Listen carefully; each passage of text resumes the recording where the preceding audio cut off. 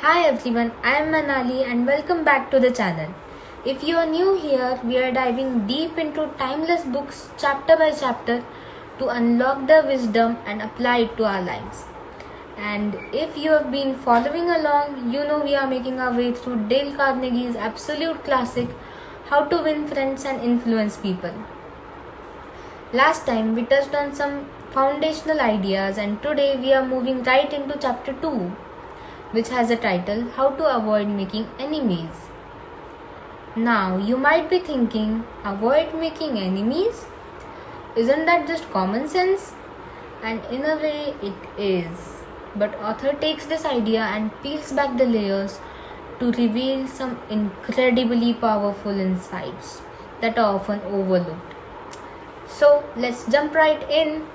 The core message of this chapter can be summed up like this.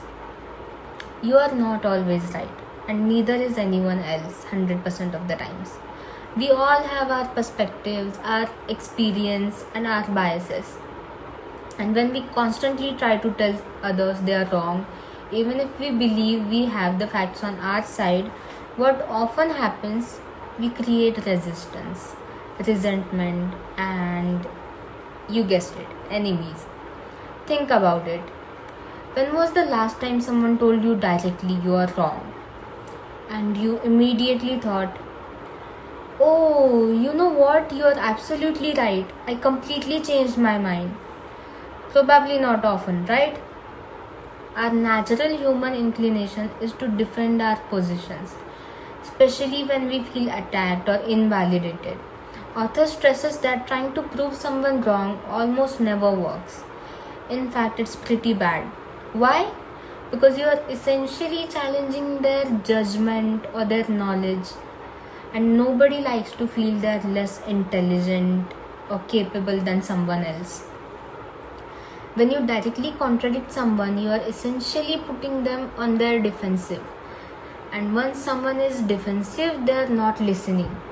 They are preparing their counter argument. He gives us some fantastic advice here. Never say directly to someone you are wrong. It's a fundamental principle for building and maintaining positive relationships. Instead of trying to win an argument, try to win the person. Another crucial point in this chapter is to never show someone you are smarter than them.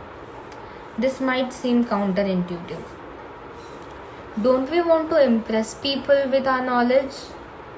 But author argues that when you flaunt your intellectual superiority, you create a challenge and often opposition. People don't want to feel belittled, they want to feel valued and understood. Instead of trying to prove how brilliant you are, he encourages us to be wise enough to avoid proving anything if you can help it. This isn't about being unassertive or not knowing your stuff. It's about diplomacy. It's about recognizing that winning a factual argument often means losing a relationship. Author even shares what he calls a magic sentence, and this one is gold. It goes something like this. I frequently am wrong. I thought otherwise but may be wrong. Even if I'm wrong, I want to be set right.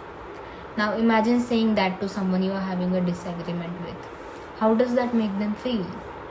It disarms them. It shows humility and open mind and willingness to learn.